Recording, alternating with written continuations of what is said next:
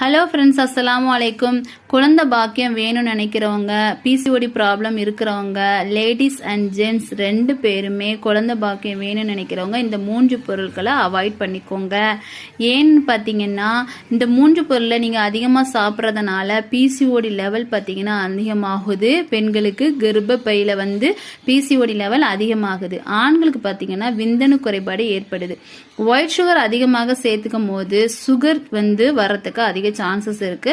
Sugar problem வரும்போது விந்தணு குறைபாடு ஏற்படுகிறது. பெண்களுக்கு பார்த்தீங்கன்னா பிசிஓடி லெவல் ஜாஸ்தி ஆகுது சுகர்ல. அதனால ஆண்களும் சாப்பிடக்கூடாது, பெண்களும் சாப்பிடக்கூடாது. அதுக்கு பதிலாக நீங்க நாட்டு சக்கரை எடுத்துக்கலாம், கருப்பட்டி எடுத்துக்கலாம், அந்த மாதிரி இனிப்பு வகைகளை எடுத்துக்கலாம். ஒயிட் சுகரை அவாய்ட் பண்றது நல்லது.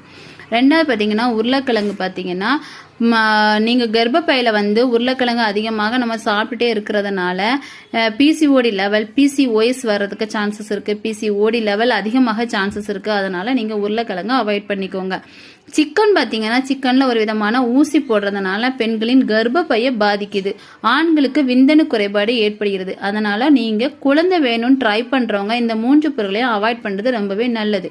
இந்த வீடியோ உங்களுக்கு பிடிச்சா லைக் பண்ணுங்கள், ஷேர் பண்ணுங்கள், சப்ஸ்கிரைப் பண்ணுங்கள். தேங்க்யூ.